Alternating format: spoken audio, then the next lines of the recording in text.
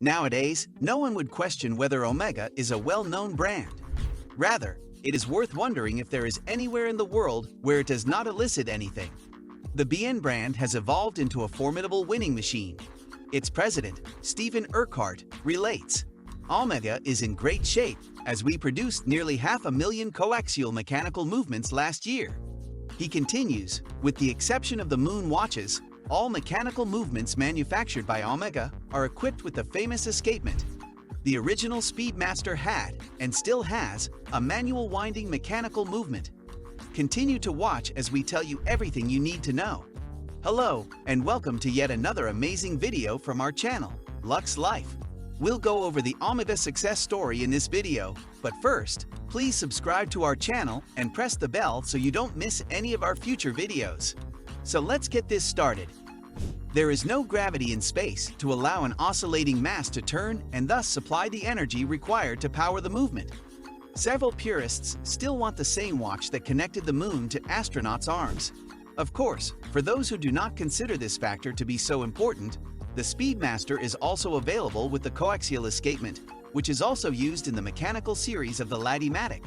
The latter is a new ladies' watch that, according to Omega's president, perfectly corresponds to the desire of various women who, against all prejudice, wish to be able to own a beautiful mechanical movement with one or two intelligent complications, especially when the watch has been specifically developed for them.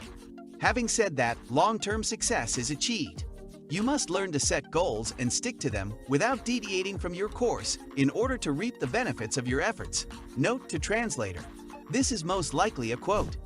He describes the steps he took to back up his claim. Constellation has been around since 1952, and its current design, which has 4 signatures, was created in 1982. The Speedmaster, introduced in 1957, and the 1948 Seamaster are legendary timepieces that have been worn by James Bond since 1995. The DeVille, designed in 1967 and centered on technicality, was the first to welcome the new coaxial escapement 10 years ago. Nearly all of our watch families have thus reached the half-century mark. Obviously, perfect knowledge of the environment is required to successfully pilot a boat like the famous Omega. That is exactly where Stephen Urquhart is. Born in Trinidad, he was a British and Swiss citizen who was attending a boarding school in England when, in the early 1960s, he gained admission to a prestigious British university. However, because he was only 17 years old, he had to wait a full year before beginning his studies there. His principal suggested that he travel through Switzerland to practice the French he had learned in school. What was supposed to be a 12-month trip turned out to be a lifetime. Stephen Urquhart is still a British citizen, but he now resides in Canton de Vaud and will be issued a Swiss passport. At his place, as with all Omega collection families, everything is viewed in the long term. Let us begin with his relationship with the brand over which he has presided since 1999, and which was his first employer at the end of his economics studies at the University of Neuchâtel 30 years ago. He began in the communications department and was a part of the brand's first integration into the holding of what would become the Swatch Group. In 1969, Omega went to the moon with the Speedmaster. He was one of the company's few English speakers at the time, and he found himself at an office in Bienne, Erfomzon, listening in on Neil Armstrong and Buzz Aldrin's conversations, looking for any mention of the Speedmaster. It was an incredible moment. After a few years, he joined Audemars Piguet, where he would spend the next 23 years. I traced my career between Bienne and Les Brasses. However, before entrusting him to Omega, Swatch Group called him to join Blancpain in 1997. The brand has a distinguished history, and great projects have been launched under the leadership of Nicolas Haig. It was all about restoring the brand's 4 families and getting the new coaxial escapement back on track, which could have remained a niche product. The rest are well known to us. Today, Omega spreads its creations throughout the 5 continents. When asked about the brand's status in China, Stephen Urquhart smiles and responds, "On our side, the success story is continuing. Indeed, we have seen some stabilization in recent months, but we have also noticed that Chinese clients are very interested in gold pieces. Furthermore, the Chinese First Lady is seen wearing a white gold constellation, the Orbis model. As a result, we are not concerned about our future in the Middle Kingdom. If China is quieter, the same cannot be said for our second largest market, the United States, where sales of both men's and ladies' models are increasing. We have opened a number of stores and believe that our sales will significantly increase. In Europe, despite what we see here and there, the market remains favorable for us, including France, where our sales have increased. It should be noted, however, that tourist purchases are included in this process. We are looking into other markets because we do not want to rest on our laurels. Brazil, which was practically bankrupt due to extremely high taxes that tripled the price of watches compared to the United States, has seen a market opening. Finally, with the upcoming Olympic Games in Eastern Europe, we are seeing an increase in client interest.